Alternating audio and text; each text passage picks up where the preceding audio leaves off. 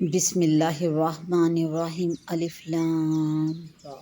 تلک آیات الکتاب والذی انزل علیک من ربک الحق ولکن اکثر الناس لا یؤمنون۔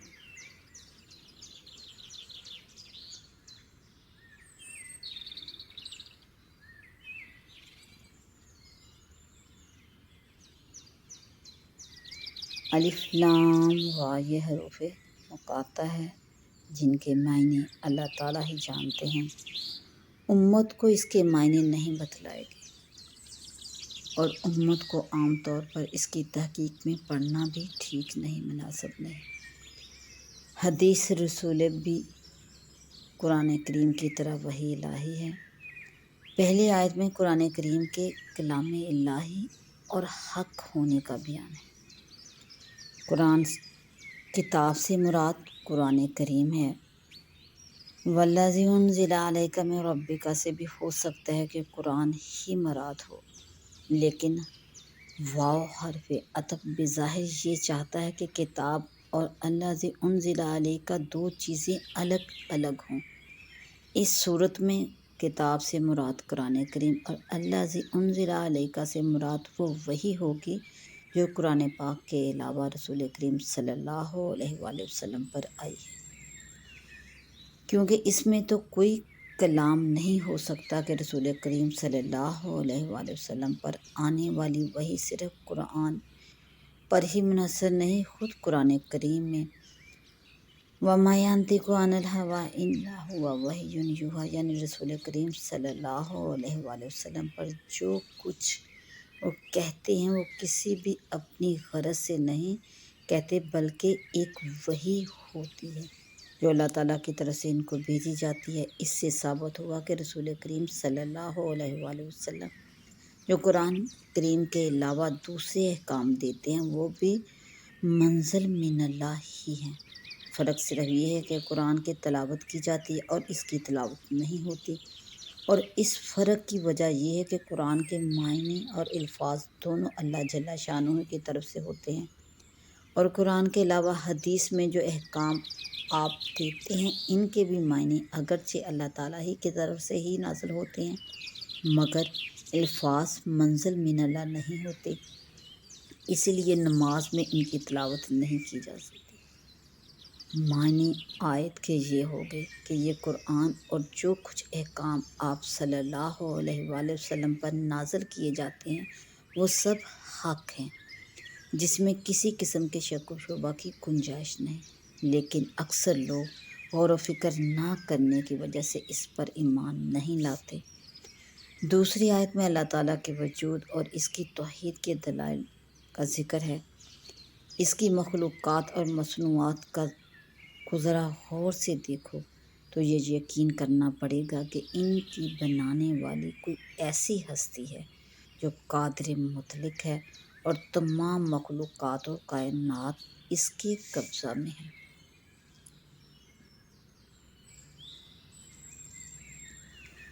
اللہ الذی رفع السماوات بغیر عامد ترونها ثم استوى على العرش وسخر الشمس والقمر كل يجري لأجل مسمى يدبر الأمر يفصل الآيات لعلكم بلقاء ربكم تؤمنون۔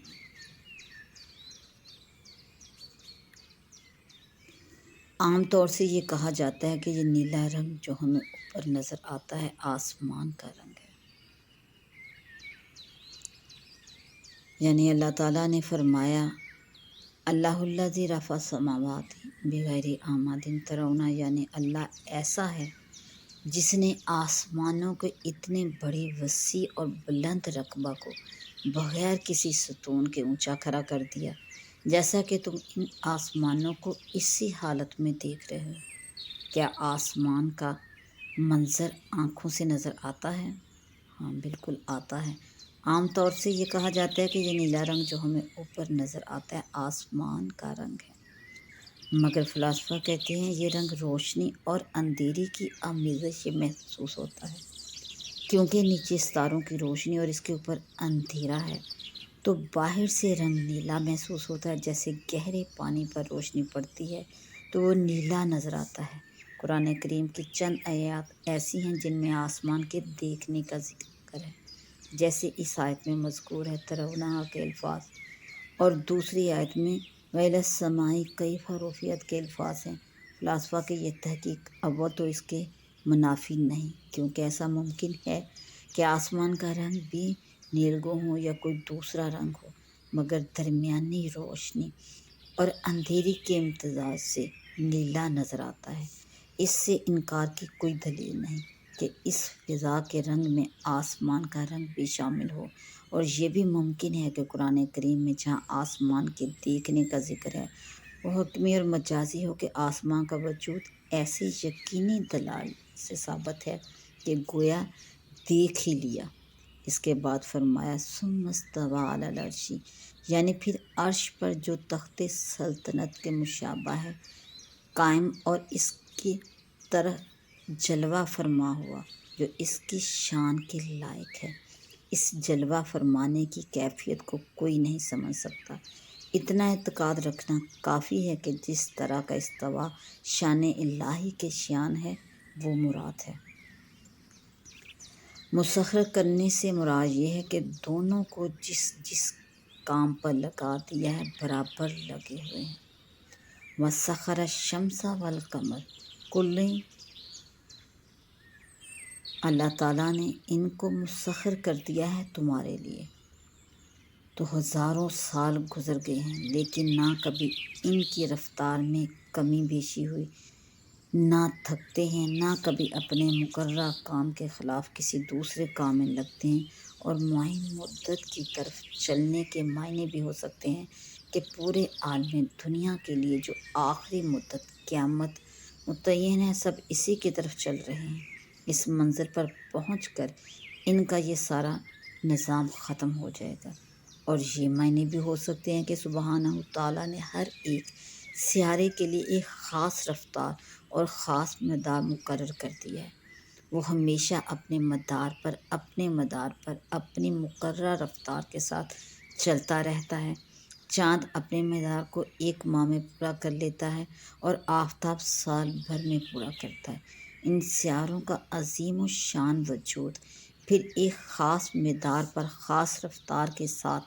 ہزاروں سال سے یکساں انداز میں اسی طرح چلتے رہنا کہ نہ کبھی ان کی مشین گھستی ہے، نہ ٹوٹتی ہے، نہ اس کو زنگ گریس کی ضرورت ہوتی ہے اور نہ ان کو زنگ لگتا ہے۔ انسانی مصنوعات میں سائنس کی اس انتہائی ترقی کے بعد بھی اس کی نظیر تو کیا اس کا 1000واں حصہ ملنا بھی ناممکن ہے۔ یہ نظام قدرت بآواز بلند پکار رہا ہے کہ اس کو بنانے اور چلانے والی کوئی ایسی ہستی ضرور ہے جو انسان کے ادراک اور شعور سے بالاتر ہے۔ ہر چیز کی تدبیر در حقیقت اللہ تعالیٰ ہی کا کام ہے۔ انسانی تدبیر برائے نام ہے۔ یدبر الامر، یعنی اللہ تعالیٰ ہی ہر کام کی تدبیر فرماتا ہے۔ انسان جو اپنی تدبیروں پر نازاں ہے، ذرا آنکھ کھول کر دیکھے تو معلوم ہوگا کہ اس کی تدبیر کسی چیز کو نہ پیدا کر سکتی ہے نہ بنا سکتی ہے۔ اس کی ساری تدبیروں کا حاصل اس سے زیادہ نہیں کہ اللہ جل شانہ سبحانہ تعالیٰ کی پیدا کی ہوئی چیزوں کا صحیح استعمال سمجھ لے۔ تمام اشیاء عالم کے استعمال کا نظام بھی اس کی قدرت سے خارج ہے، کیونکہ انسان اپنے ہر کام میں دوسرے ہزاروں انسانوں، جانوروں اور دوسری مخلوقات کا محتاج ہے جن کو اپنی تدبیر سے اپنے کام میں نہیں لگا سکتا۔ قدرت خداوندی ہی نے ہر چیز کے قریب دوسری چیز سے اس طرح جوڑی ہے کہ ہر چیز کھینچی چلی آتی ہے۔ آپ کو مکان بنانے کی ضرورت پیش آتی ہے تو نقشہ بنانے والے آرکیٹیکٹ سے لے کر رنگ و روغن کرنے والے تک سینکڑوں انسان اپنی جان اور اپنا ہنر لیے ہوئے آپ کی خدمت کو تیار نظر آتے ہیں۔ سامان تعمیر جو بہت سی دکانوں میں بکھرا ہوا ہے سب آپ کو تیار مل جاتا ہے۔ کیا آپ کی قدرت میں تھا کہ اپنے مال یا تدبیر کے زور سے یہ ساری چیزیں مہیا اور سارے انسانوں کو اپنی خدمت کے لیے حاضر کر لیتے؟ آپ تو کیا کوئی بڑی سے بڑی حکومت بھی قانون کے زور سے یہ نظام قائم نہیں کر سکتی۔ بلا شبہ یہ تدبیر اور نظام عالم کا قیام صرف حی قیوم ہی کا کام ہے۔ انسان اگر اس کو اپنی تدبیر قرار دے تو جہالت کے سوا کیا ہے۔ یفصل الآیات لعلکم، یعنی وہ اپنی آیات کو تفصیل کے ساتھ بیان فرماتا ہے۔ اس سے مراد آیات قرآنی بھی ہو سکتی ہیں جن کو حق تعالیٰ نے تفصیل کے ساتھ نازل فرمایا، پھر نبی کریم صلی اللہ علیہ وآلہ وسلم کے ذریعے مزید ان کا بیان اور تفسیر فرمائی۔ اور آیات سے مراد آیات قدرت، یعنی اللہ جل شانہ کی قدرت کاملہ کی نشانیاں جو آسمان و زمین اور خود انسان کے وجود میں موجود ہیں وہ بھی ہو سکتی ہیں، جو بڑی تفصیل کے ساتھ ہر وقت ہر جگہ انسان کی نظر کے سامنے ہیں۔ لعلکم بلقاء ربکم توقنون، یعنی یہ سب کائنات اور ان کا عجیب و غریب نظام تدبیر اللہ تعالیٰ اس لیے قائم فرمائے ہیں کہ تم اس میں غور کرو، یعنی اس نظام کائنات میں اور اللہ تعالیٰ کی تدبیر میں غور کرو تو تمہیں آخرت اور قیامت کا یقین ہو جائے، کیونکہ تم کائنات اور اللہ تعالیٰ کی تدبیر میں غور و فکر کرو گے تو قیامت کا یقین ہوگا، کیونکہ اس نظام عجیب اور پیدائش عالم پر نظر کرنے کے بعد یہ اشکال تو رہ نہیں سکتا کہ آخرت میں انسان کے دوبارہ پیدا کرنے کو اللہ تعالیٰ کی قدرت سے خارج سمجھیں، اور جب داخل قدرت اور ممکن ہونا معلوم ہو گیا اور ایسی ہستی نے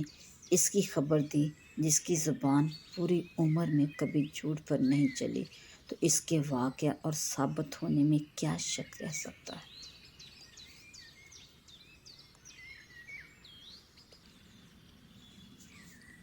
وَهُوَ الَّذِي مَدَّ الْأَرْضَ وَجَعَلَ فِيهَا رَوَاسِيَ وَأَنْهَارًا وَمِنْ كُلِّ الثَّمَرَاتِ جَعَلَ فِيهَا زَوْجَيْنِ اثْنَيْنِ يُغْشِي اللَّيْلَ النَّهَارَ إِنَّ فِي ذَلِكَ لَآيَاتٍ لِقَوْمٍ يَتَفَکَّرُونَ۔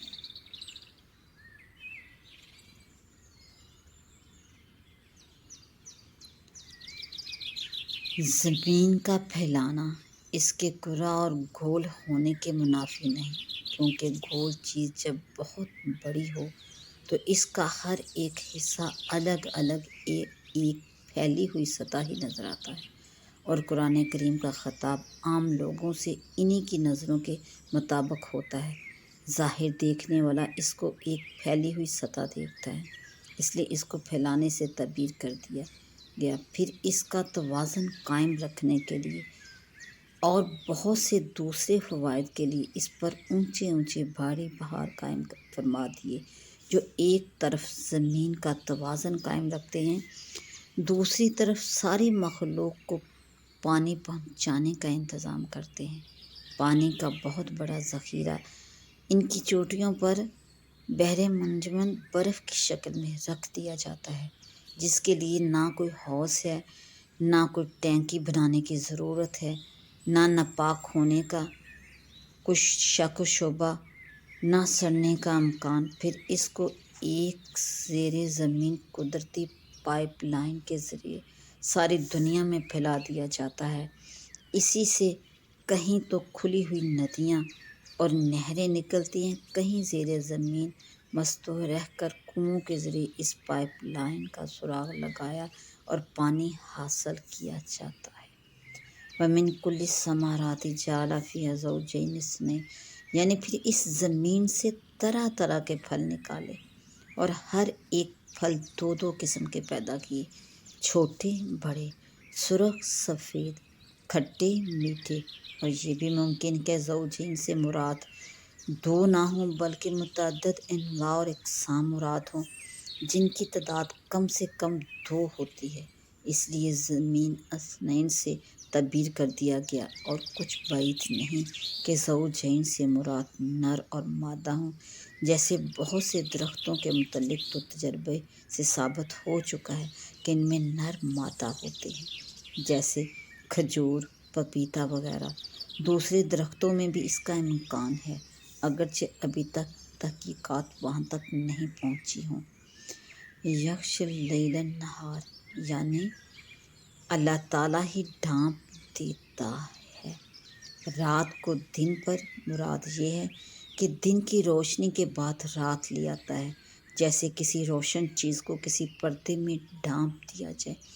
اِنَّ فِی ذَلِکَ، اس تمام کائنات کی تخلیق اور اس کی تدبیر و نظام میں غور و فکر کرنے والوں کے لیے اللہ تعالیٰ جل شانہ کی قدرت کاملہ کی بہت سی نشانیاں موجود ہیں۔ وَفِي الْأَرْضِ قِطَعٌ مُتَجَاوِرَاتٌ وَجَنَّاتٌ مِّنْ أَعْنَابٍ وَزَرْعٌ نَخِيلٌ صِنْوَانٌ وَغَيْرُ صِنْوَانٍ يُسْقَىٰ بِمَاءٍ وَاحِدٍ وَنُفَضِّلُ بَعْضَهَا عَلَىٰ بَعْضٍ فِي الْأُكُلِ إِنَّ فِي ذَٰلِکَ لَآیَاتٍ لِقَوْمٍ یعقلون۔ وَفِي الْأَرْضِ، یعنی پھر زمین میں بہت سے خطے آپس میں ملے ہوئے ہونے کے باوجود مزاج اور خاصیت میں مختلف ہیں۔ کوئی اچھی زمین میں مختلف ہے، کوئی اچھی زمین ہے لیکن کھاری، کوئی نرم، کوئی سخت، کوئی کھیتی کے قابل، کوئی باغ کے قابل، اور ان قطعات میں باغات ہیں، انگور کے اور کھیتی ہے، اور کھجور کے درخت ہیں، جن میں بعض ایسے ہیں کہ ایک تنے سے اوپر جا کر 2 تنے ہو جاتے ہیں، بعض میں ایک ہی تنا رہتا ہے، اور یہ سارے پھل اگرچہ ایک ہی زمین سے پیدا ہوتے ہیں، ایک ہی پانی سے سیراب کیے جاتے ہیں، اور سورج و ماہتاب کی شعاعیں اور مختلف قسم کی ہوائیں بھی ان سب کو یکساں پہنچتی ہیں، مگر پھر بھی ان کے رنگ، ان کے ذائقے مختلف، چھوٹے بڑے کا نمایاں فرق ہوتا ہے۔ باوجود اتصال کے پھر یہ طرح طرح کے اختلافات اس بات کی قوی اور واضح دلیل ہیں کہ یہ سب کاروبار کسی حکیم مدبر کے فرمان کے تابع چل رہا ہے، محض مادے کے تدورات نہیں، جیسا کہ بعض جاہل سمجھتے ہیں، کیونکہ مادے کے تدورات ہوتے تو سب مواد کے مشترک ہونے کے باوجود یہ اختلاف کیسے ہوتا؟ ایک ہی زمین سے ایک پھل ایک موسم میں نکلتا ہے، دوسرا دوسرے موسم میں۔ ایک ہی درخت کی ایک ہی شاخ پر مختلف قسم کے چھوٹے بڑے اور مختلف ذائقے کے پھل پیدا ہوتے ہیں۔ اِنَّ فِی ذَٰلِکَ لَآیَاتٍ لِقَوْمٍ یعقلون، اس میں بلا شبہ اللہ تعالیٰ کی قدرت و عظمت اور اس کی وحدت پر دلالت کرنے والی بہت سی نشانیاں ہیں۔ عقل والوں کے لیے اس میں اشارہ ہے کہ جو لوگ ان چیزوں میں غور نہیں کرتے وہ عقل والے نہیں، گو دنیا میں ان کو کیسا ہی عقل مند سمجھا اور کہا جاتا ہو۔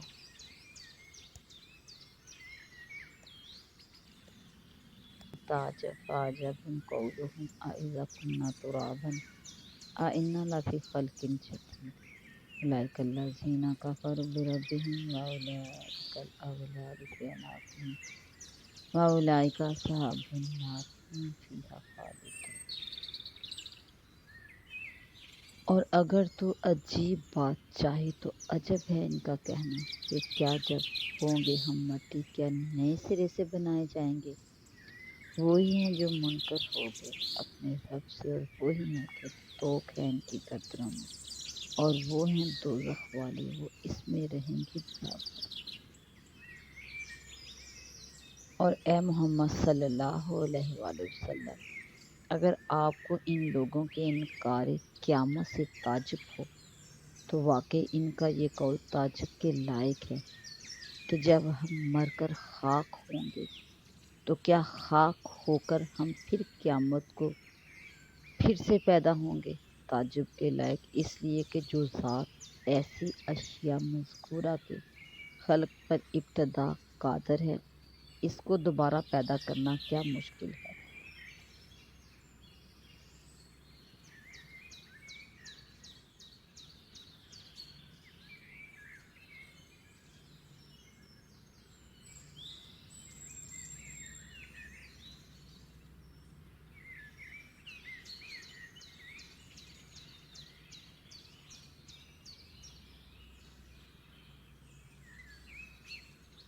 اور اسی سے جواب ہو گیا ان کی اس بات کا کہ جو وہ نبوت کا انکار کرتے ہیں،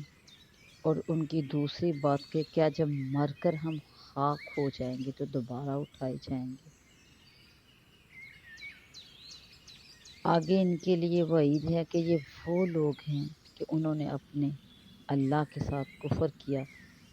کیونکہ انکار بعث سے اس کی قدرت کا انکار کیا، اور انکار قیامت سے انکار نبوت لازم آتا ہے، اور ایسے لوگوں کی گردنوں میں دوزخ میں توق ڈالے جائیں گے، اور ایسے لوگ دوزخی ہیں اور وہ اسی میں ہمیشہ رہیں گے۔ اور یہ لوگ عافیت کے اگر آپ نبی صلی اللہ علیہ وآلہ وسلم ہیں تو جائیے عذاب لے آئیے،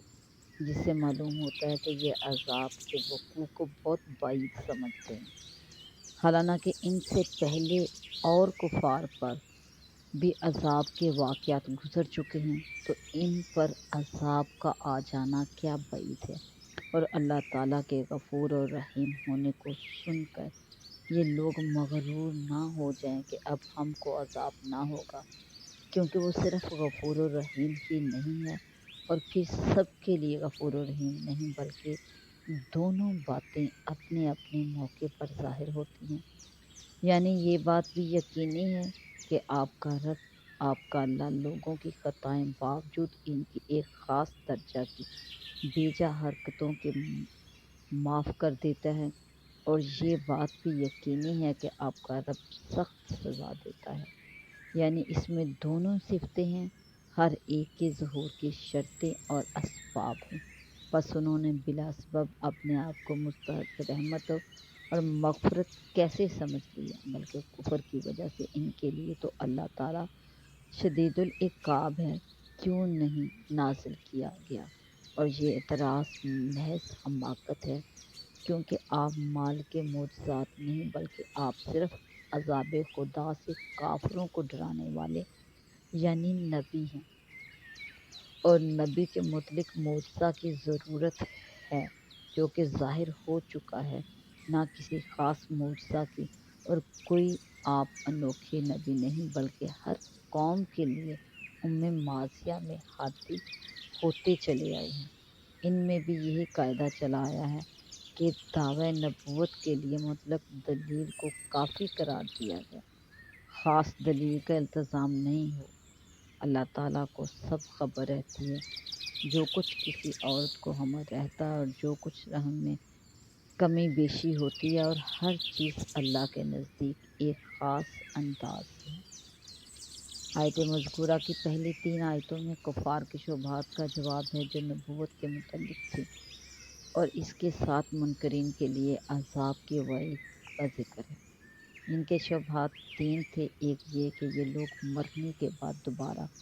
زندہ ہونے اور محشر کے حساب و کتاب کو محال اور خلاف عقل سمجھتے تھے، اسی بنا پر آخرت کی خبر دینے والے انبیاء کی تکذیب اور ان کی نبوت کا انکار کرتے تھے، جیسا کہ قرآن کریم نے ان کے شعبہ کا بیان اس آیت میں فرمایا، هل ندلکم علی رجل ینبئکم اذا مزقتم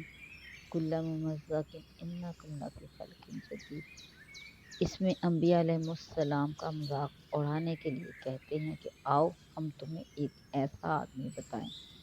جو تمہیں یہ بتلاتا ہے کہ جب تم مرنے کے بعد ریزہ ریزہ ہو جاؤ گے اور تمہاری مٹی کے ذرات بھی سارے جہان میں پھیل جائیں گے، تم اس وقت پھر دوبارہ زندہ کیے جاؤ گے۔ مرنے کے بعد دوبارہ زندہ ہونے کا ثبوت آیت مذکورہ میں سے پہلی آیت میں ان کے اس شعبہ کا جواب دیا گیا، وَإِن تَعْجَبْ فَعَجَبٌ قَوْلُهُمْ أَإِذَا كُنَّا تُرَابًا أَإِنَّا لَفِي خَلْقٍ جَدِيدٍ۔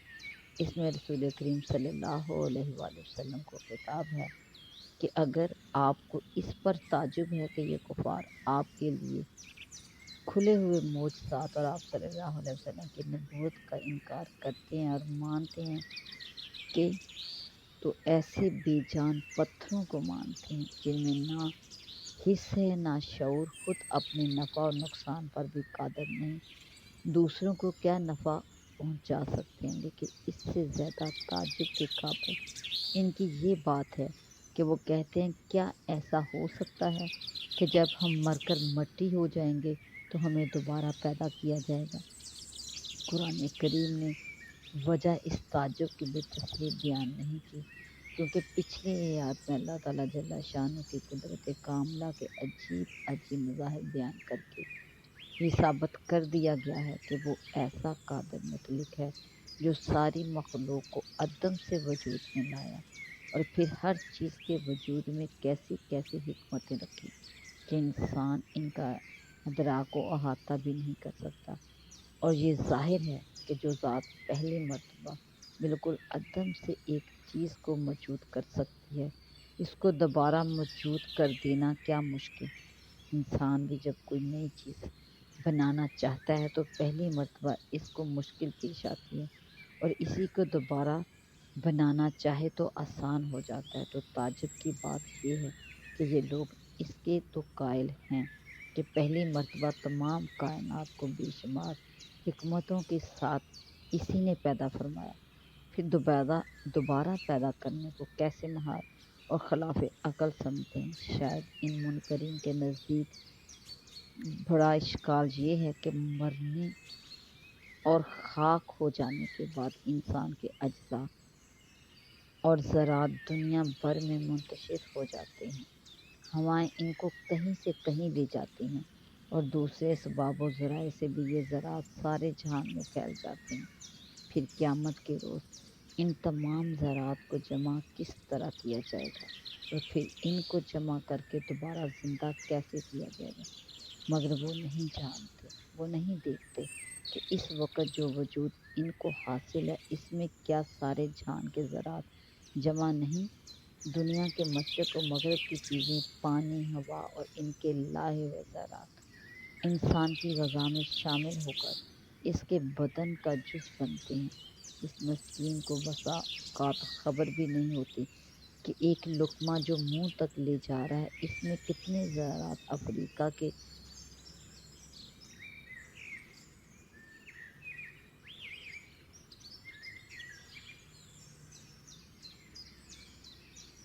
اور کتنے مشرقی ممالک کے ہیں۔ تو جس ذات نے اپنی حکمت بالغہ اور تدبیر امور کے ذریعے اس وقت ایک ایک انسان اور جانور کے وجود کو سارے جہان کے منتشر ذرات جمع کر کے کھڑا کر دیا ہے، کل اس کے لیے یہ کیوں مشکل ہو جائے گا کہ ان سب ذرات کو جمع کر ڈالے، جبکہ دنیا کی ساری طاقتیں، ہوا اور پانی اور دوسری قوتیں سب اس کے حکم کے تابع ہیں۔ اس کے اشاروں پر ہوا اپنے اندر کے اور پانی اپنے اندر کے اور فضا اپنے اندر کے سب ذرات کو جمع کر دیں، اس پر کیا مشکل ہے؟ حقیقت یہ ہے کہ انہوں نے اللہ تعالیٰ کی قدرت اور قدر کو پہچاننا ہی نہیں،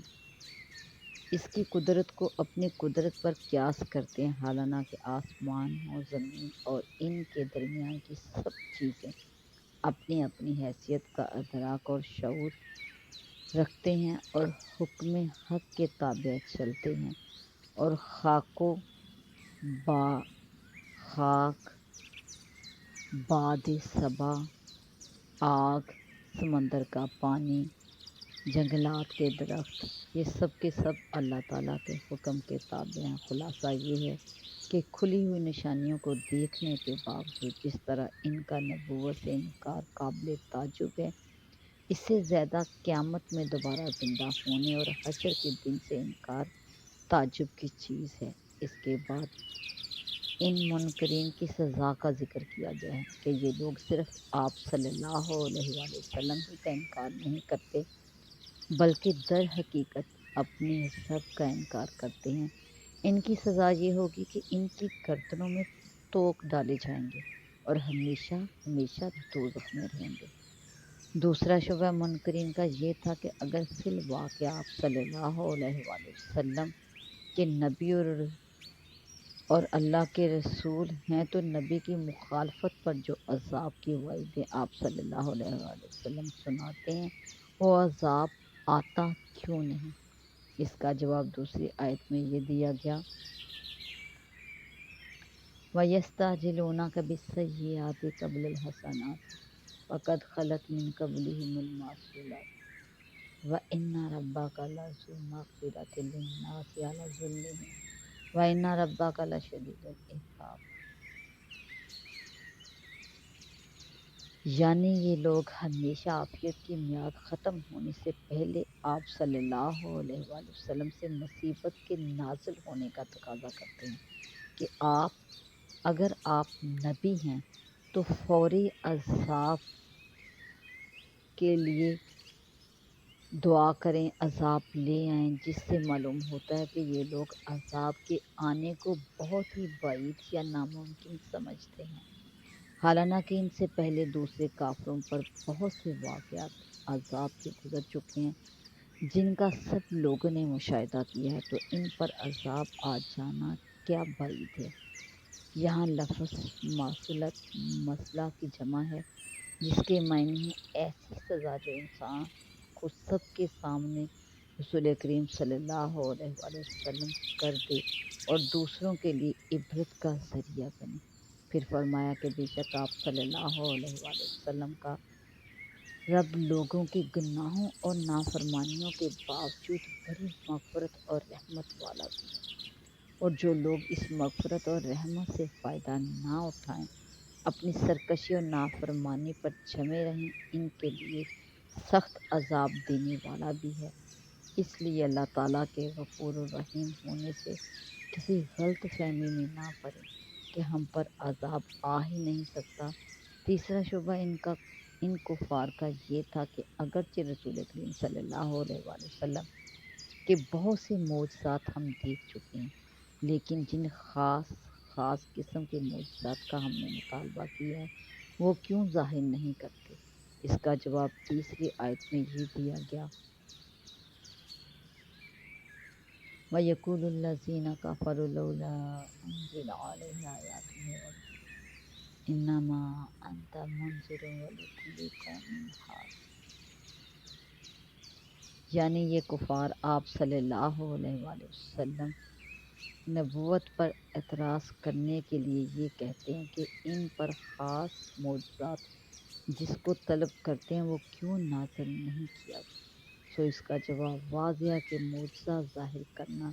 پیغمبر نبی کے اختیار میں نہیں ہوتا، بلکہ براہ راست وہ حق تعالیٰ کا فعل ہوتا ہے۔ وہ اپنی حکمت سے جس وقت جس طرح کا معجزہ ظاہر کرنا پسند فرماتے ہیں اس کو ظاہر کر دیتے ہیں، وہ کسی کے مطالبہ اور خواہش کے پابند نہیں۔ اسی لیے فرمایا آیت انما انت منذر، یعنی آپ صلی اللہ علیہ وآلہ وسلم کافروں کو اللہ کے عذاب سے صرف ڈرانے والے ہیں، معجزہ ظاہر کرنا آپ کا کام نہیں۔ وَلِكُلِّ قَوْمٍ حَادٍ، یعنی ہر قوم کے لیے پچھلی امتوں میں ہادی ہوتے چلے آئے ہیں، آپ صلی اللہ علیہ وآلہ وسلم بھی نبی ہیں۔ سبھی انبیاء کا وظیفہ یہ تھا کہ وہ قوم کو ہدایت کریں، اللہ تعالیٰ کے عذاب سے ڈرائیں۔ معجزات کا ظاہر کرنا کسی کے اختیار میں نہیں دیا گیا۔ اللہ تعالیٰ جب اور جس طرح کا معجزہ ظاہر کرنا پسند فرماتے ہیں ظاہر کر دیتے ہیں۔ کیا ہر قوم اور ہر ملک میں نبی آنا ضروری ہے؟ اس آیت میں جو یہ ارشاد ہے کہ ہر قوم کے لیے ایک ہادی ہے، اس سے ثابت ہوا کہ کوئی قوم، کوئی خطہ، ملک اللہ تعالیٰ کی طرف دعوت دینے اور ہدایت کرنے والوں سے خالی نہیں ہو سکتا، خواہ وہ کوئی نبی ہو یا اس کے قائم مقام نبی کی دعوت کو پھیلانے والا ہو۔ جیسے سورہ یاسین میں نبی کی طرف سے کسی قوم کی طرف پہلے 2 شخصوں کو دعوت و ہدایت کے لیے بھیجنے کا ہے جو خود نبی نہیں تھے، اور پھر تیسرے آدمی کو ان کی تائید و نصرت کے لیے بھیجنے کا ذکر ہے۔ اس لیے اس آیت میں یہ لازم نہیں آتا کہ ہندوستان میں بھی کوئی نبی اور رسول پیدا ہوا ہو، البتہ دعوت رسول کے پہنچانے اور پھیلانے والے علماء کا کثرت سے یہاں آنا بھی ثابت ہے، اور پھر یہاں بے شمار ایسے ہادیوں کا پیدا ہونا بھی ہر شخص کو معلوم ہے۔ یہاں تک 3 آیتوں میں نبوت کا انکار کرنے والوں کے شبہات کا جواب تھا۔ چوتھی آیت میں پھر وہی اصل مضمون توحید کا ذکر ہے، جس ذکر سے اس صورت کی ابتدا ہوئی ہے، جو ذکر اس صورت کی ابتدا میں آیا ہے۔ اللہ یعلم ما تحمل کل انثی وما تغیض الارحام وما تزداد وکل شیء عندہ بمقدار۔ اللہ جانتا ہے جو پیٹ میں رکھتی ہے ہر مادہ، اور جو سکڑتے ہیں پیٹ اور بڑھتے ہیں، اور ہر چیز کا اس کے یہاں اندازہ ہے۔ ارشاد ہے آیت اللہ یعلم ما تحمل کل انثی وما تغیض الارحام وما تزداد وکل شیء عندہ بمقدار، یعنی اللہ تعالیٰ کو سب خبر رہتی ہے جو کسی عورت کو حمل رہتا ہے، لڑکا ہے یا لڑکی، حسین ہے یا بد شکل، نیک ہے یا بد، اور جو کچھ ان عورتوں کے رحم میں کمی بیشی ہوتی ہے۔ کبھی ایک بچہ پیدا ہوتا ہے، کبھی زیادہ اور کبھی جلدی پیدا ہوتا ہے، کبھی دیر میں۔ اس آیت میں حق تعالیٰ کی ایک مخصوص صفت کا بیان ہے کہ وہ عالم الغیب ہے، تمام کائنات و مخلوقات کے ذرہ ذرہ سے واقف اور ہر ذرہ کے بدلتے ہوئے حالات سے باخبر ہے۔ اس کے ساتھ ہی تخلیق انسانی کے ہر دور اور ہر تغیر اور ہر صفت سے پوری طرح واقف ہونے کا ذکر ہے کہ حمل کا یقینی اور صحیح علم صرف اسی کو ہوتا ہے کہ لڑکا ہے یا لڑکی، یا دونوں، یا کچھ بھی نہیں، صرف پانی یا ہوا ہے۔ قرائن اور تخمینہ سے کوئی حکیم یا ڈاکٹر جو کچھ اس معاملہ میں رائے دیتا ہے، اس کی حیثیت ایک گمان اور اندازہ سے زیادہ نہیں ہوتی۔ بسا اوقات واقعہ اس کے خلاف نکلتا ہے۔ ایکس رے کا جدید آلہ بھی اس حقیقت کو کھولنے سے قاصر ہے۔ اس کا حقیقی اور یقینی علم صرف اللہ تعالیٰ ہی کو ہو سکتا ہے۔ اسی کا بیان ایک دوسری آیت میں ہے، آیت وَيَعْلَمُ مَا فِي الْأَرْحَامِ، یعنی اللہ تعالیٰ ہی جانتا ہے جو کچھ رحموں میں۔ لفظ تغیض عربی زبان میں کم ہونے اور خشک ہونے کے معنی میں آتا ہے۔ آیت مذکورہ میں اس کے بالمقابل تزداد کے لفظ نے متعین کر دیا کہ اس جگہ معنی کم ہونے کے ہیں۔ مطلب یہ ہے کہ رحم مادر میں جو کچھ کمی یا بیشی ہوتی ہے، اس کا علم صحیح صرف اللہ تعالیٰ ہی کو ہے۔ اس کمی اور بیشی سے مراد یہ بھی ہو سکتا ہے کہ پیدا ہونے والے بچے کی تعداد میں کمی بیشی ہو، کہ حمل میں صرف ایک بچہ ہے یا زیادہ، اور یہ بھی ہو سکتا ہے کہ زمانہ پیدائش کی کمی اور بیشی مراد ہو، کہ یہ حمل کتنے مہینے کے، کتنے دن اور کتنے گھنٹوں میں پیدا ہو کر ایک انسان کو ظاہری وجود دے گا۔ اس کا یقینی علم بھی سوائے اللہ تعالیٰ کے کسی کو نہیں ہو سکتا۔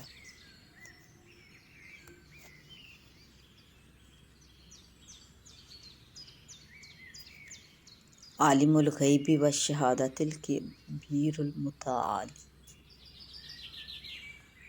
وہ تمام پوشیدہ اور ظاہر چیزوں کا جاننے والا ہے، سب سے بڑا اور عالی شان ہے۔ تم میں سے جو شخص کوئی بات چپکے سے کہے اور جو پکار کر کہے، یہ شخص رات میں کہیں چھپ جائے، جو دن میں چلے پھرے، یہ سب اللہ کے علم میں برابر ہیں، یعنی سب کو یکساں جانتا ہے، جیسا تم میں سے ہر شخص کو جانتا ہے، اسی طرح ہر ایک کی حفاظت بھی کرتا ہے۔ چنانچہ تم میں سے ہر شخص کی حفاظت کے لیے فرشتے مقرر ہیں، جن کی بدلی ہوتی رہتی ہے، کچھ اس کے آگے اور کچھ اس کے پیچھے، کہ وہ بحکم اللہ بہو بلاؤں سے اس کی حفاظت کرتے ہیں۔ اور اس سے کوئی یوں نہ سمجھ جائے کہ جب فرشتے ہمارے محافظ ہیں پھر جو چاہو کرو، معصیت خواہ کفر، کسی طرح عذاب نازل ہی نہ ہوگا۔ یہ سمجھنا بالکل غلط ہے، کیونکہ واقعی اللہ تعالیٰ ابتدا تو کسی کو عذاب دیتا نہیں، چنانچہ اس کی عادت ہے کہ وہ کسی قوم کی اچھی حالت میں تغیر نہیں کرتا جب تک وہ لوگ خود اپنی صلاحیت کے حالات کو نہیں بدل دیتے، مگر اس کے ساتھ یہ بھی ہے کہ جب وہ اپنی صلاحیت میں خلل ڈالنے لگتے ہیں، پھر اللہ تعالیٰ کی طرف سے ان پر مصیبت اور عقوبت تجویز کی جاتی ہے۔ اور جب اللہ تعالیٰ کسی قوم پر مصیبت ڈالنا تجویز کر لیتا ہے تو پھر اس کے ہٹنے کی کوئی صورت ہی نہیں، وہ واقعہ ہو جاتی ہے۔ اور ایسے وقت میں کوئی اللہ کے سوا جن کی حفاظت کا ان کو ذم ہے، ان کا مددگار نہیں رہتا ہے، حتیٰ کہ فرشتے بھی ان کی حفاظت نہیں کرتے، اور اگر کرتے ہیں تو بھی حفاظت ان کے کام نہ آ سکتی۔ وہ ایسا عظیم الشان ہے کہ تم کو بارش کے وقت بجلی چمکتی ہوئی دکھلاتا ہے، جس سے اس کے گرنے کا ڈر بھی ہوتا ہے اور اس سے بارش کی امید بھی ہوتی ہے۔ اور وہ بادلوں کو بھی بلند کرتا ہے جو پانی سے بڑے ہوتے ہیں، اور رات فرشتہ اس کی تعریف کے ساتھ اس کی پاکی بیان کرتا ہے، اور دوسرے فرشتے بھی اس کے خوف سے اس کی تسبیح کرتے ہیں۔ اور وہ زمین کی طرف بجلیاں بھیجتا ہے، پھر جس پر چاہے گرا دیتا ہے۔ وہ لوگ اللہ کے بارے میں یعنی اس کی توحید میں باوجود اس کے ایسے عظیم الشان ہونے کے جھگڑتے ہیں، حالانکہ وہ بڑا شدید القوت ہے جس سے ڈرنا چاہیے، مگر یہ لوگ ڈرتے نہیں اور اس کے ساتھ شریک ٹھہراتے ہیں۔ وہ ایسا مجیب الدعوات ہے کہ سچا پکارنا اسی کے لیے خاص ہے، کیونکہ اس کو قبول کرنے کی قدرت ہے، اور اللہ کے سوا جن کو یہ لوگ اپنے حوائج و مصائب میں پکارتے ہیں، وہ بوجہ عدم قدرت کے ان کی درخواست کو اس سے زیادہ منظور نہیں کر سکتے جتنا پانی اس شخص کی درخواست کو منظور کرتا ہے جو اپنے دونوں ہاتھ پانی کی طرف پھیلائے ہوتا ہے اور اس کو اشارہ سے اپنی طرف بلا رہا ہو تاکہ وہ پانی اس کے منہ تک اڑ کر آ جائے۔ وہ خود اس کے منہ تک کسی طرح آنے والا نہیں، بس جس طرح پانی ان کی درخواست قبول کرنے سے عاجز ہے، اسی طرح ان کے معبود عاجز ہیں۔ اس لیے کافروں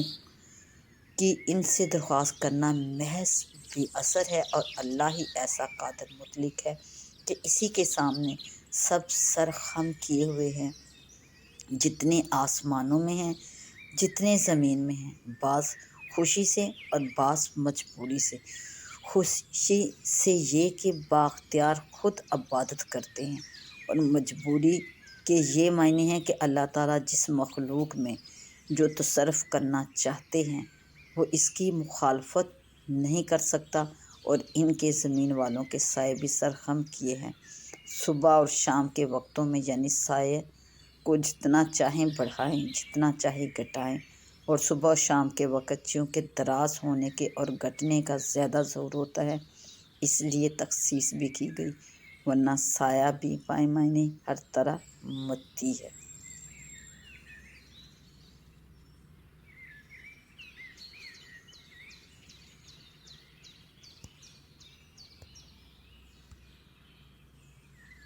سواء منکم من اسر القول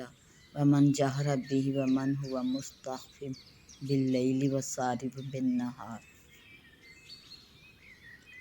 برابر ہے تم میں جو آہستہ بات کہے اور جو کہے پکار کر، یعنی کہ جو تم میں سے آہستہ بات کرے یا اونچی آواز میں پکارے، اور جو چھپ رہا ہے رات میں اور جو گلیوں میں پھرتا ہے دن کو، سب اس کے لیے برابر ہے۔ سواء منکم من اسر القول ومن جہر بہ۔ اسرار، اسر القول اسرار سے بنا ہے، جس کے معنی خفیہ کلام اور جہر کے معنی علانیہ کلام کے ہیں، یعنی خفیہ کلام جو پوشیدہ چھپ کر کیا جائے، آہستہ کیا جائے، اور جہر اعلانیہ اونچی آواز میں جو کلام کیا جائے۔ جو کلام انسان کسی دوسرے کو سنانے کے لیے کرتا ہے اسے جہر کہتے ہیں، اور جو خود اپنے آپ کو سنانے کے لیے کرتا ہے اس کو سر کہا جاتا ہے۔ مستخف کے معنی چھپنے والا، ساربن کے معنی آزادی اور بے فکری سے راستہ پر چلنے والا۔ آیت کے معنی یہ ہیں کہ اللہ تعالیٰ کے علم محیط کی وجہ سے اس کے نزدیک خفیہ کلام کرنے والا اور بلند آواز سے کلام کرنے والا دونوں برابر ہیں، اور وہ دونوں کے کلام کو یکساں طور پر سنتا اور جانتا ہے۔ اسی طرح جو شخص رات کی اندھیری میں چھپا ہوا ہے اور جو دن کے اجالے میں کھلے راستے پر چل رہا ہے، یہ دونوں اس کے علم میں اور قدرت کے اعتبار سے برابر ہیں، دونوں پر اس کی قدرت یکساں حاوی ہے، کوئی اس کے دستے قدرت سے باہر نہیں۔ لاہ معقبات من بین یدہ ومن خلفہ یحفظونہ من امر اللہ ان اللہ لا یغیر ما بقوم حتی یغیروا ما بانفسہم واذا اراد اللہ بقوم سوءا فلا مرد لہ۔ وَمَا لَهُم مِّن دُونِهِ مِّن وَاقٍ۔ اس کے پہرے والے ہیں بندے کے آگے سے اور پیچھے سے، اس کی نگہبانی کرتے ہیں اللہ کے حکم سے۔ اللہ نہیں بدلتا کسی قوم کی حالت کو جب تک وہ نہ بدلیں جو ان کے دلوں میں ہے، جو ان کے جی میں ہے، اور جب چاہتا ہے اللہ کسی قوم پر آفت، پھر وہ نہیں پھرتی اور کوئی نہیں ان کا اس کے سوا مددگار۔ معقباتن کی جمع ہے معقباتن، اس جماعت کو جو دوسری جماعت کے پیچھے متصل آئے، اس کو معقباتن یا معقباتن کہا جاتا ہے۔ من بین یدی کے لفظی معنی ہیں دونوں ہاتھ کے درمیان، مراد انسان کے سامنے کی جہت اور سمت ہے۔ ومن خلفہ ہی پیچھے کی جانب، من امر اللہ میں من با معنی با سببیت کے لیے ہے، بِأَمْرِ اللہ کے معنی میں آیا ہے۔ بعض قرأتوں میں یہ لفظ بِأَمْرِ اللہ منقول بھی ہے۔ معنی آیت کے ہیں یہ کہ ہر شخص خواہ اپنے کلام کو چھپاتا ہے یا ظاہر کرنا چاہتا ہے، اسی طرح اپنے چلنے پھرنے کو رات کی تاریکیوں کے ذریعے مخفی رکھنا چاہے یا کھلے بندوں سڑکوں پر پھرے، ان سب انسانوں کے لیے اللہ تعالیٰ کی طرف سے فرشتوں کی جماعتیں مقرر ہیں جو ان کے آگے اور پیچھے سے احاطہ کیے رہتے ہیں، جن کی خدمت اور ڈیوٹی بدلتی رہتی ہے، یکے بعد دیگرے آتی رہتی ہیں۔ ان کے ذمہ یہ کام سپرد ہے کہ وہ بحکم اللہ انسانوں کی حفاظت کرے۔ صحیح بخاری کی حدیث میں ہے کہ فرشتوں کی دو جماعتیں حفاظت کے لیے مقرر ہیں، ایک رات کے لیے، دوسری دن کے لیے، اور یہ دونوں جماعتیں صبح اور عصر کی نمازوں میں جمع ہوتی ہیں۔ صبح کی نماز کے بعد یہ رخصت ہو جاتے ہیں، دن کے محافظ کام سنبھال لیتے ہیں، اور عصر کی نماز کے بعد یہ رخصت ہو جاتے ہیں، رات کے فرشتے ڈیوٹی پر آ جاتے ہیں۔ ابو داؤد کی ایک حدیث میں باروایت علی مرتضیٰ رضی اللہ تعالیٰ عنہ مذکور ہے کہ ہر انسان کے ساتھ کچھ حفاظت کرنے والے فرشتے مقرر ہیں جو اس کی حفاظت کرتے رہتے ہیں کہ اس کے اوپر کوئی دیوار وغیرہ نہ گر جائے، یا کسی گڑھے اور غار میں نہ گر جائے، یا کوئی جانور یا انسان اس کو تکلیف نہ پہنچائے۔ البتہ جب حکم الہی کسی انسان کو بلا اور مصیبت میں مبتلا کرنے کے لیے نافذ ہو جاتا ہے تو محافظ فرشتے وہاں سے ہٹ جاتے ہیں۔ ابن جریر کی ایک حدیث میں باروایت حضرت عثمان غنی رضی اللہ تعالیٰ عنہ یہ بھی معلوم ہوتا ہے کہ ان محافظ فرشتوں کا کام صرف دنیاوی مصائب اور تکلیفوں ہی سے حفاظت نہیں، بلکہ وہ انسان کو گناہوں سے بچانے اور محفوظ رکھنے کی بھی کوشش کرتے ہیں۔ انسان کے دل میں نیکی اور خوف خدا کے الہام سے غفلت برت کر گناہ میں مبتلا ہی ہو جائے تو اس کی دعا اور کوشش کرتے ہیں کہ یہ جلد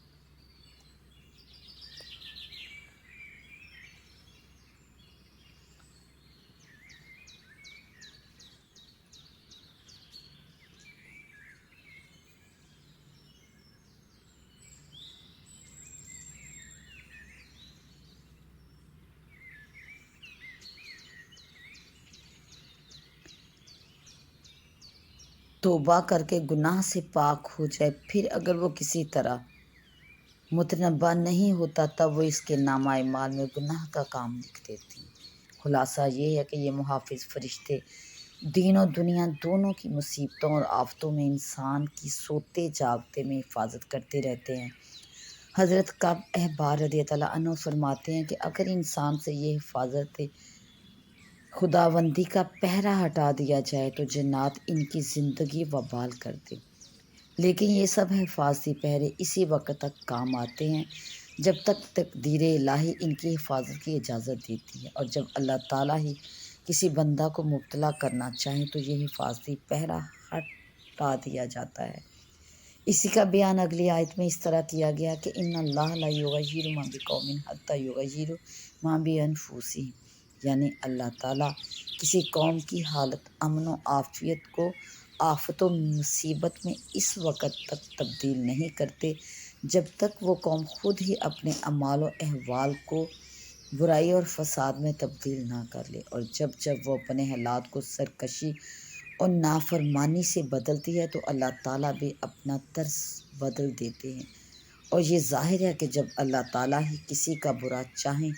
اور عذاب دینا چاہیں تو نہ پھر کوئی اس کو ٹال سکتا ہے اور نہ حکم ربانی کے خلاف ان کی مدد کو پہنچ سکتا ہے۔ حاصل یہ ہے کہ اللہ تعالیٰ کی طرف سے انسانوں کی حفاظت کے لیے فرشتوں کا پہرا لگا رہتا ہے، لیکن جب کوئی قوم اللہ تعالیٰ کی نعمتوں کا شکر اور اس کی اطاعت چھوڑ کر بد عملی، بد کرداری اور سرکشی اختیار کر لے تو اللہ تعالیٰ بھی اپنا حفاظتی پہرا اٹھا لیتے ہیں۔ پھر اللہ تعالیٰ کا قہر و عذاب ان پر آتا ہے جس سے بچنے کی کوئی صورت نہیں رہتی۔ اس تشریح سے معلوم ہوا کہ آیت مذکورہ میں تغیر احوال سے مراد یہ ہے کہ جب کوئی قوم اطاعت اور شکر گزاری چھوڑ کر اپنے حالات میں بری تبدیلی پیدا کرے تو اللہ تعالیٰ بھی اپنا طرز رحمت اور حفاظت کو بدل دیتے ہیں۔ اس آیت کا جو عام طور پر یہ مفہوم بیان کیا جاتا ہے کہ کسی قوم میں اچھا انقلاب اس وقت تک نہیں آتا جب تک وہ خود اس اچھے انقلاب کے لیے اپنے حالات کو درست نہ کرے، اسی مفہوم میں یہ شعر مشہور ہے: خدا نے آج تک اس قوم کی حالت نہیں بدلی، نہ ہو جس کو خیال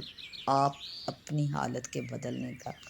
یہ بات اگرچہ ایک حد تک صحیح مگر آیت مذکورہ کا یہ مفہوم نہیں، اور اس کا صحیح ہونا بھی ایک عام قانون کی حیثیت سے ہے کہ جو شخص خود اپنے حالات کی اصلاح کا ارادہ نہیں کرتا، اللہ تعالیٰ کی طرف سے بھی اس کی امداد و نصرت کا وعدہ نہیں، بلکہ یہ وعدہ اسی حالت میں ہے جب کوئی خود بھی اصلاح کی فکر کرے، جیسا کہ آیت کریمہ والذین جاہدوا فینا سے معلوم ہوتا ہے کہ اللہ تعالیٰ کی طرف سے بھی ہدایت کے راستے جب ہی کھلتے ہیں جب خود ہدایت کی طلب موجود ہو، لیکن انعامات الہیہ اس قانون کی پابند نہیں، بسا اوقات اس کے بغیر بھی عطا ہو جاتا ہے۔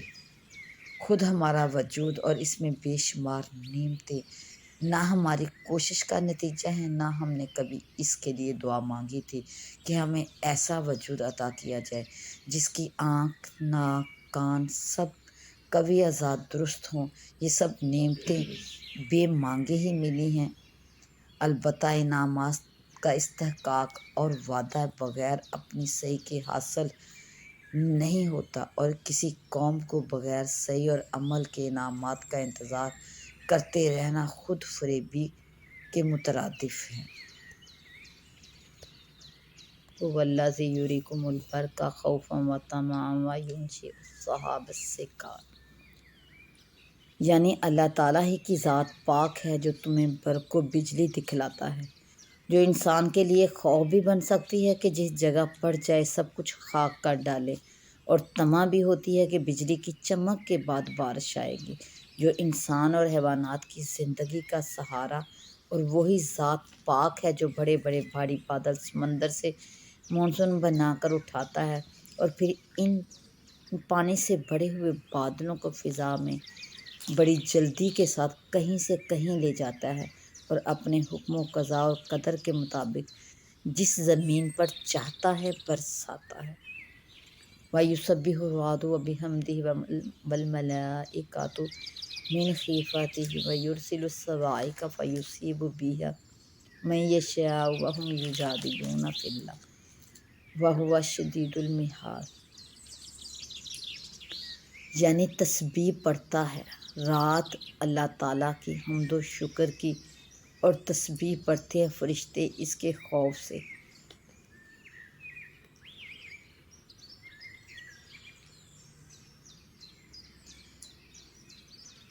رات عرف و محاورہ میں بادل کی آواز کو کہا جاتا ہے جو بادلوں کے باہمی ٹکراؤ سے پیدا ہوتی ہے۔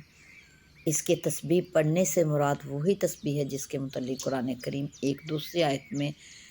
ارشاد آیا ہے قرآن کریم میں کہ زمین و آسمان میں کوئی چیز ایسی نہیں جو اللہ تعالیٰ کی تسبیح نہیں کرتی ہو، لیکن یہ تسبیح عام لوگ سن نہیں سکتے۔ اور بعض روایات و حدیث میں ہے کہ رات اس فرشتے کا نام ہے جو بارش برسانے پر مسلط ہے اور مأمور ہے۔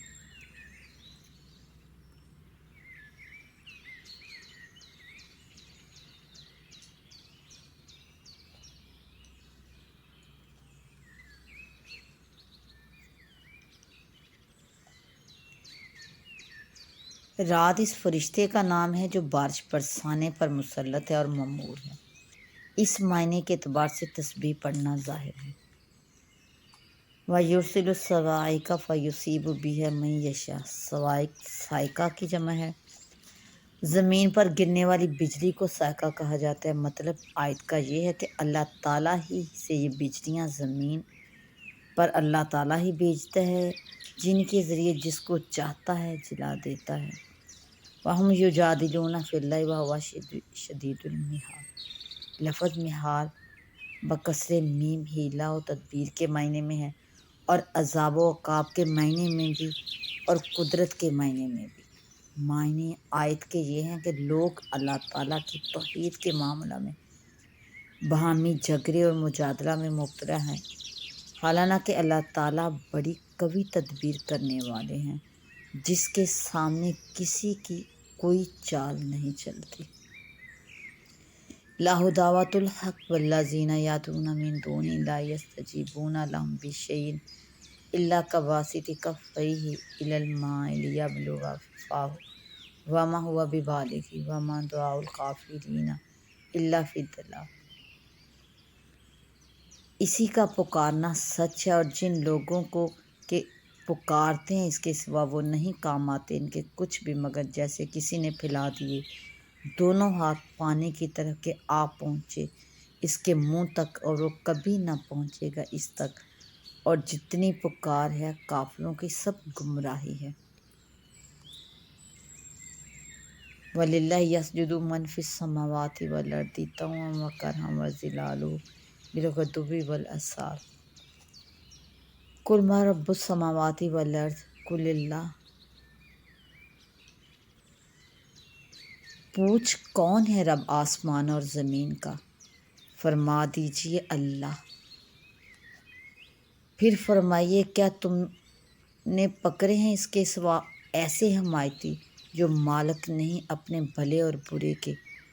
فرمائیے کیا برابر ہوتا ہے اندھا اور دیکھنے والا، یا کہیں برابر ہے اندھیرا اور اجالا؟ کیا ٹھہرائے ہیں انہوں نے اللہ کے لیے شریک کہ انہوں نے کچھ پیدا کیا ہے؟ جیسے پیدا کیا اللہ نے، پھر مشتبہ ہو گئی پیدائش ان کی نظر میں۔ فرمائیے اللہ ہے پیدا کرنے والا ہر چیز کا، اور وہی ہے اکیلا زبردست۔ آپ صلی اللہ علیہ وآلہ وسلم ان سے فرمائیے کہ آسمانوں اور زمین کا رب یعنی موجد، اور مبدی یعنی خالق اور حافظ کون ہے؟ چونکہ اس کا جواب متعین ہے، اس لیے جواب بھی آپ ہی فرما دیجیے کہ اللہ تعالیٰ ہے اور اللہ ہی ہے۔ پھر آپ صلی اللہ علیہ وآلہ وسلم یہ فرمائیے کہ یہ دلائل توحید سن کر پھر بھی تم نے اللہ کے سوا دوسرے مددگار قرار دے رکھے ہیں، خود اپنی ذات کے نفع نقصان کا اختیار نہیں رکھتے وہ۔ اور پھر شرک و ابطال اور توحید کے احقاق کے بعد اہل توحید و اہل شرک اور خود توحید اور شرک کے درمیان اظہار فرق کے لیے آپ صلی اللہ علیہ وآلہ وسلم فرمائیے کہ کیا اندھا اور آنکھوں والا برابر ہو سکتا ہے؟ یہ مثال ہے مشرق اور موحد کی۔ یا کہیں تاریکی اور روشنی برابر ہو سکتی ہے؟ یہ مثال ہے شرک اور توحید کی۔ یا انہوں نے اللہ کے لیے ایسے شریک قرار دے رکھے ہیں کہ انہوں نے کسی چیز کو پیدا کیا ہو جیسا اللہ ان کے اعتراف کے موافق بھی پیدا کرتا ہے، پھر اس وجہ سے ان کے دونوں کا پیدا کرنا ایک سا معلوم ہوا ہو، اور اس سے استدلال کیا ہو کہ جب دونوں یکساں خالق ہیں تو دونوں یکساں معبود بھی ہوں گے۔ اس کے متعلق بھی آپ ہی فرما دیجیے کہ اللہ ہی ہر چیز کا خالق ہے، اور وہی اپنی ذات و صفات کمال میں واحد ہے اور سب مخلوقات پر غالب ہے۔ اللہ تعالیٰ نے آسمان سے پانی نازل فرمایا، پھر اس پانی سے نالے بھر کر اپنی مقدار کے موافق چلنے لگے، یعنی چھوٹے نالے میں تھوڑا پانی اور بڑے نالے میں زیادہ پانی۔ پھر وہ سیلاب کا پانی خس و خاشاک کو بہا لایا جو اس پانی کی سطح کے اوپر آ رہا ہے۔ ایک کوڑا کرکٹ تو یہ ہے، اور جن چیزوں کو آگ کے اندر رکھ کر زیور یا اور اسباب ظروف وغیرہ بنانے کی غرض سے تپاتے ہیں، اس میں بھی ایسا ہی میل کچیل اوپر آ جاتا ہے۔ بس ان دو مثالوں میں دو چیزیں ہیں، ایک کارآمد چیز کے اصل پانی اور اصل مال ہے، اور ایک ناکارہ چیز کے کوڑا کرکٹ میل کچیل ہی۔ غرض اللہ تعالیٰ حق یعنی توحید اور ایمان وغیرہ، اور باطل یعنی کفر و شرک وغیرہ کی اسی طرح کی مثال بیان کر رہا ہے، جس کی تکمیل اگلے مضمون میں ہوتی ہے۔ سو ان دونوں مذکورہ مثالوں میں جو میل کچیل تھا وہ تو پھینک دیا جاتا ہے، اور جو چیز لوگوں کے کار آمد ہے وہ دنیا میں نفع رسانی کے ساتھ رہتی ہے۔ جس طرح حق و باطل کی مثال بیان کی گئی کہ اللہ تعالیٰ اسی طرح ہر ضروری مضمون میں مثالیں بیان کیا کرتے ہیں۔ حاصل دونوں مثالوں کا یہ ہے، جیسا کہ ان مثالوں میں میل کچیل کو ظاہر کیا گیا کہ وہ پھینک دیا جاتا ہے اور اصلی چیز باقی رہ جاتی ہے، اسی طرح گو چند روز حق کے اوپر باطل غالب نظر آئے بھی تو حقیقت یہ ہے کہ آخر کار باطل محو اور مغلوب ہو جاتا ہے اور حق باقی اور ثابت رہتا ہے۔ انزل من السماء ماء فصلت اودية بقدرها فاحتمل السیل زبدا رابیا۔ اتارا اس نے آسمان سے پانی، بہنے لگے نالے اپنی اپنی مقدار کے موافق، پھر اوپر لے آیا وہ نالا جاگ پھولا ہوا، اور جس چیز کو دھونکتے ہیں آگ میں زیور کے واسطے یا اسباب کے، اس میں بھی جاگ ہے، ویسا ہی یوں بیان کرتا ہے اللہ حق اور باطل کو۔ سو وہ جاگ تو جاتا رہتا ہے سو کر، اور وہ جو کام آتا ہے لوگوں کے سو باقی رہتا ہے زمین میں۔ اسی طرح بیان کرتا ہے اللہ مثالیں۔ للذین استجابوا لربہم الحسنی والذین لم یستجیبوا لہ لو ان لہم فی الارض جمیعا ومثلہ معہ لافتدوا بہ۔ جن لوگوں نے اپنے رب کا کہنا مان لیا اور توحید اور اطاعت کو اختیار کر لیا، ان کے لیے اچھا بدلہ یعنی جنت مقرر ہے۔ اور جن لوگوں نے اس کا کہا نہ مانا اور کفر و معصیت پر قائم رہے، ان کے پاس قیامت کے دن اگر تمام دنیا بھر کی چیزیں موجود ہوں، اور بلکہ اس کے ساتھ اسی کے برابر اور بھی مال و دولت ہو، سب اپنی رہائی کے لیے دے ڈالیں، تو ان لوگوں کا سخت حساب ہوگا، جس کی دوسری آیت میں حساب اسیر فرمایا ہے، اور ان کا ٹھکانہ ہمیشہ کے لیے دوزخ ہے، اور وہ بری جگہ قرار دی گئی۔ اور جو شخص یہ یقین رکھتا ہو کہ جو کچھ آپ کے رب کی طرف سے آپ پر نازل ہوا ہے وہ سب حق ہے، کیا ایسا شخص اس کی طرح ہو سکتا ہے جو کہ اس علم سے محض اندھا ہے؟ یعنی کافر و مومن برابر نہیں۔ بس نصیحت تو سمجھدار ہی لوگ قبول کرتے ہیں، اور یہ سمجھدار لوگ ایسے ہیں کہ اللہ سے جو کچھ انہوں نے عہد کیا اس کو پورا کرتے ہیں اور اس عہد کو توڑتے نہیں، اور یہ ایسے ہیں کہ اللہ نے جن علاقوں کے قائم رکھنے کا حکم کیا ان کو قائم رکھتے ہیں اور اپنے اللہ سے ڈرتے ہیں، اور سخت عذاب کا اندیشہ رکھتے ہیں جو کفار کے ساتھ خاص ہوگا، اس لیے کفر سے بچتے ہیں۔ اور یہ لوگ ایسے ہیں کہ اپنے رب کی رضامندی کہ جو یہاں رہ کر دین و حق پر مضبوط رہتے ہیں اور نماز کی پابندی رکھتے ہیں، اور جو کچھ ہم نے ان کو روزی دی ہے اس میں سے چپکے اور ظاہر کر کے بھی جیسا موقع ہو خرچ کرتے ہیں، اور لوگوں کی بدسلوکی جو جن کے ساتھ حسن سلوک کرتے ہیں ٹال دیتے ہیں ان کی بدسلوکی کو، یعنی کوئی ان کے ساتھ بدسلوکی کرے تو کچھ خیال نہیں کرتے بلکہ اس کے ساتھ اچھا سلوک کرتے ہیں۔ اس جہاں میں یعنی آخرت میں نیک انجام ان لوگوں کے واسطے ہے، یعنی ہمیشہ رہنے کی جنتیں ہیں جن میں وہ لوگ داخل ہوں گے، اور ان کے ماں باپ اور بیویوں اور اولاد میں جو جنت کے لائق یعنی مومن ہوں گے۔ گو ان موصوفین کے درجے کے نہ ہوں وہ بھی جنت میں ان کی برکت سے انہی کے درجوں میں داخل ہوں گے، اور فرشتے ان کے پاس ہر سمت دروازہ سے آتے ہوں گے اور یہ کہتے ہوں گے کہ تم ہر آفت اور خطرہ سے صحیح سلامت رہو گے بدولت اس کے کہ تم دین حق پر مضبوط رہے تھے، سو اس جہان میں تمہارا انجام بہت اچھا ہے۔ للذین استجابوا لربهم الحسنى والذین لم يستجیبوا له لو ان لهم ما فی الارض جميعا ومثلہ معه لافتدوا به اولئک لهم سوء الحساب ومأواهم جہنم وبئس المہاد۔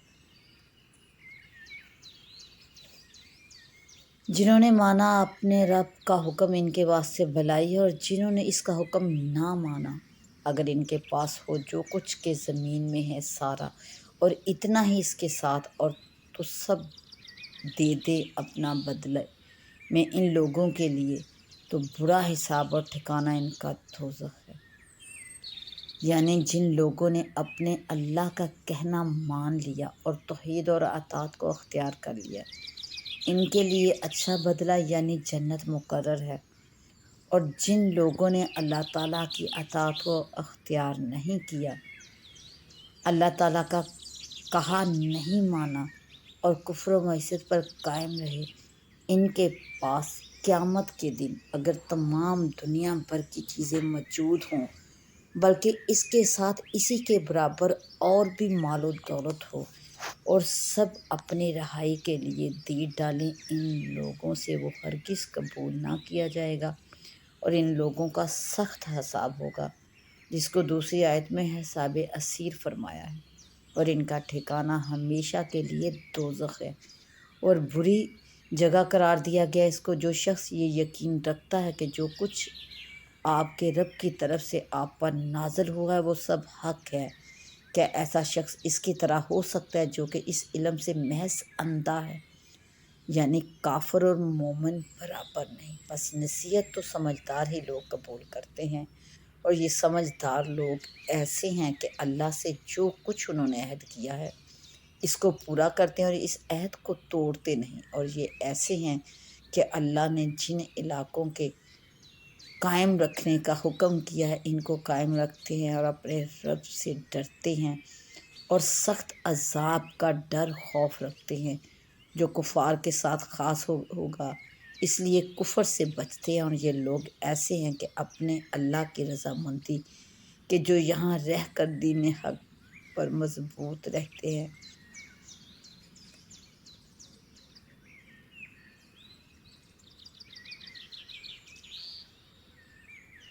اور نماز کی پابندی رکھتے ہیں، اور جو کچھ ہم نے ان کو روزی دی ہے اس میں سے چپکے بھی اور ظاہر کر کے بھی جیسا موقع ہوتا ہے خرچ کرتے ہیں، اور لوگوں کی بدسلوکی جو ان کے ساتھ کی جائے حسن سلوک سے ٹال دیتے ہیں، یعنی کوئی ان کے ساتھ بدسلوکی کرے تو کچھ خیال نہیں کرتے بلکہ اس کے ساتھ اچھا سلوک کرتے ہیں۔ اس جہان میں یعنی آخرت میں نیک انجام ان لوگوں کے لیے ہے، یعنی ہمیشہ رہنے کی جنتیں جن میں وہ لوگ بھی داخل ہوں گے، اور ان کے ماں باپ اور بیویاں اور اولاد میں جو جنت کے لائق یعنی مومن ہوں گے، اگرچہ وہ درجے میں ان کے برابر کے نہ ہوں، وہ بھی جنت میں ان کی برکت سے انہی کے درجوں میں داخل ہوں گے، اور فرشتے ان کے پاس ہر سمت کے دروازے سے آتے ہوں گے اور یہ کہتے ہوں گے کہ تم ہر آفت اور خطرہ سے صحیح سلامت رہو گے بدولت اس کے کہ تم دین حق پر مضبوط رہے تھے، سو اس جہان میں تمہارا انجام بہت اچھا ہے۔ أَفَمَن يَعْلَمُ أَنَّمَا أُنزِلَ عَلَيْكَ مِن رَّبِّكَ الْحَقُّ كَمَنْ هُوَ أَعْمَىٰ إِنَّمَا يَتَذَكَّرُ أُولُو الْأَلْبَابِ۔ پچھلی آیتوں میں حق اور باطل کو مثالوں کے ذریعے واضح کیا گیا۔ مذکورہ آیت میں اہل حق اور اہل باطل کی علامات و صفات اور ان کے اچھے اور برے اعمال اور ان کی جزا اور سزا کا بیان ہے۔ پہلی آیت میں احکام ربانی کی تعمیل اور اطاعت کرنے والوں کے لیے اچھے بدلے کا اور نافرمانی کرنے والوں کے لیے عذاب شدید کا ذکر ہے۔ دوسری آیت میں ان دونوں کی مثال بینا اور نابینا سے دی گئی ہے، اور اس کے آخر میں فرمایا انما یتذکر اولو الالباب، یعنی اگرچہ بات واضح ہے مگر اس کو وہی سمجھ سکتے ہیں جو عقل والے ہیں، جن کی عقلیں غفلت و معصیت نے بیکار کر رکھی ہیں، وہ اتنے بڑے عظیم فرق کو بھی نہیں سمجھتے۔ الذین یوفون بعہد اللہ ولا ینقضون المیثاق۔ تیسری آیت میں ان دونوں فریق کے خاص اعمال اور علامات کا بیان شروع ہوا۔ پہلے احکام الہیہ کے ماننے والوں کی صفات ذکر فرمائی گئی۔ آیت الذین یوفون بعہد اللہ، یعنی یہ وہ لوگ ہیں جو اللہ تعالیٰ سے کیے ہوئے عہد کو پورا کرتے ہیں۔ مراد اس سے وہ تمام عہد و پیمان ہیں جو اللہ تعالیٰ نے اپنے بندوں سے لیے ہیں، جن میں سب سے پہلا ربوبیت ہے، جو ازل میں تمام ارواح کو حاضر کر کے لیا گیا۔ فرمایا الست بربکم، یعنی کیا میں تمہارا رب نہیں ہوں؟ جس کے جواب میں سب نے یک زباں ہو کر کہا بلا، یعنی کیوں نہیں، آپ ضرور ہمارے رب ہیں۔ اسی طرح تمام احکام الہی کی اطاعت، تمام فرائض کی ادائیگی اور ناجائز چیزوں سے اجتناب کی من جانب اللہ وصیت اور بندوں کی طرف سے اس کا اقرار مختلف آیات قرآن میں مذکور ہے۔ دوسری صفت ولا ینقضون المیثاق ہے، یعنی وہ کسی عہد و میثاق کی خلاف ورزی نہیں کرتے۔ اس میں وہ عہد و پیمان بھی داخل ہیں جو بندے اور اللہ تعالیٰ کے درمیان ہیں، جن کا ذکر ابھی پہلے جملے میں عہد اللہ کے الفاظ سے کیا گیا ہے۔ وہ عہد بھی جو امت کے لوگ اپنے نبی اور رسول سے کرتے ہیں، اور وہ معاہدے بھی جو ایک انسان دوسرے انسان کے ساتھ کرتا ہے۔ ابو داؤد نے بروایت عوف ابن مالک یہ حدیث نقل کی کہ رسول کریم صلی اللہ علیہ وآلہ وسلم نے صحابہ کرام رضی اللہ عنہم اجمعین سے اس پر عہد اور بیعت لی کہ اللہ کے ساتھ کسی کو شریک نہ کریں گے،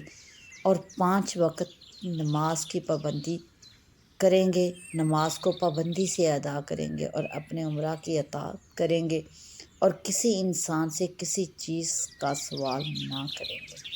جو لوگ اس بیعت میں شریک تھے، ان کا حال پابندی عہد میں یہ تھا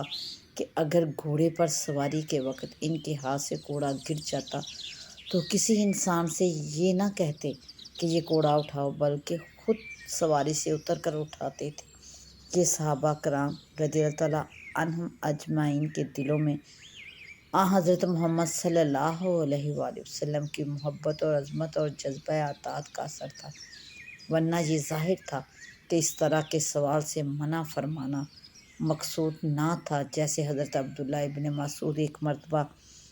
مسجد میں داخل ہو رہے تھے، دیکھا کہ حضرت محمد صلی اللہ علیہ وآلہ وسلم خطبہ دے رہے ہیں، اور اتفاق سے ان کے دخول مسجد کے وقت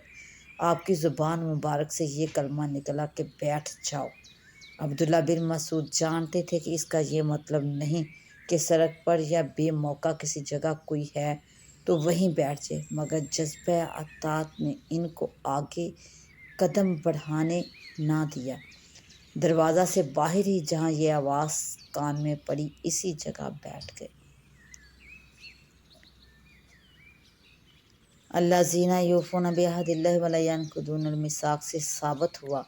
کہ جو معاہدہ کسی سے کر لیا جائے اس کی پابندی فرض اور اس کی خلاف ورزی حرام ہے، خواہ وہ معاہدہ اللہ اور رسول سے ہو جیسے مانی،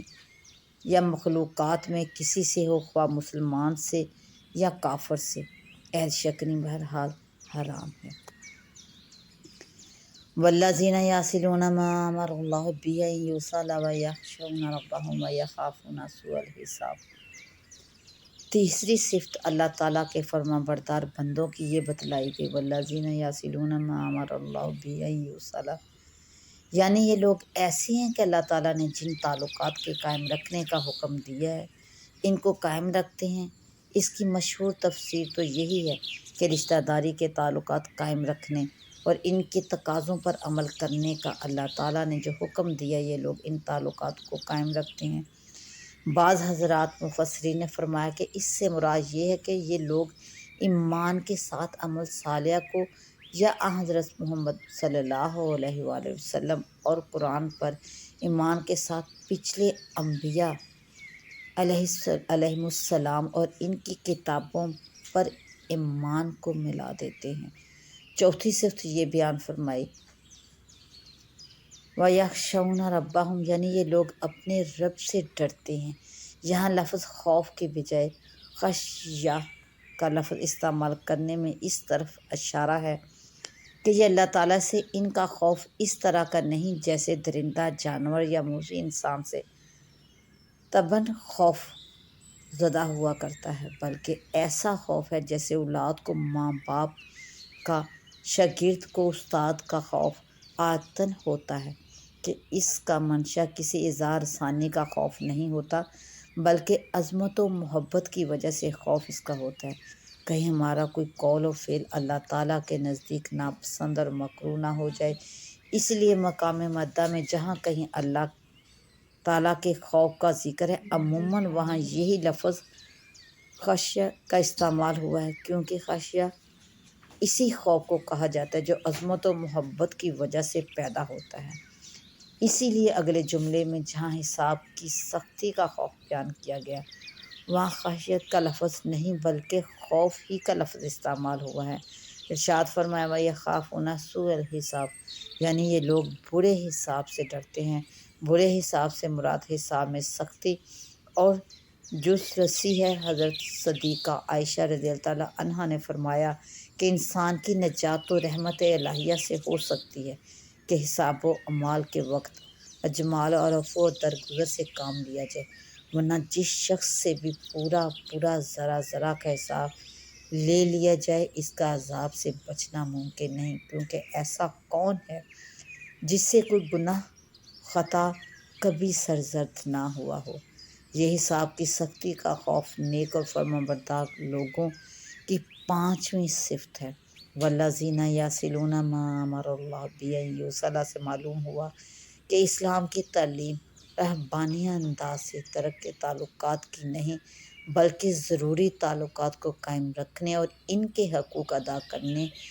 کو ضروری قرار دیا گیا۔ ماں باپ کے حقوق، اولاد، بیوی اور بہن بھائیوں کے حقوق، دوسرے رشتہ داروں اور پڑوسیوں کے حقوق اللہ تعالیٰ نے ہر انسان پر لازم کی ہیں۔ ان کو نظر انداز کر کے نفلی عبادات میں یا کسی دینی خدمت میں لگ جانا بھی جائز نہیں۔ دوسرے کاموں میں لگ کر ان کو بھلا دینا تو کیسے جائز ہوتا۔ صلہ رحمی اور رشتہ داری کے تعلقات کو قائم رکھنے اور ان کی خبر گیری اور ادائے حقوق کی تاکید قرآن کریم کی بے شمار آیات میں اس کا ذکر ہے، اور بخاری اور مسلم کی حدیث میں روایت انس رضی اللہ عنہ سے مذکور ہے کہ رسول کریم صلی اللہ علیہ وآلہ وسلم نے فرمایا کہ جو شخص یہ چاہتا ہے کہ اللہ تعالیٰ اس کی رزق میں وسعت اور کاموں میں برکت عطا فرما دے، تو اس کو چاہیے کہ صلہ رحمی کے معنی یہی ہیں کہ جن سے رشتہ داری کے خصوصی تعلقات ہیں، ان کی خبر گیری اور بقدر گنجائش امداد و اعانت کرے۔ اور حضرت ابو ایوب انصاری رضی اللہ عنہ فرماتے ہیں کہ ایک گاؤں والا اعرابی حضرت صلی اللہ علیہ وآلہ وسلم کے مکان پر حاضر ہوا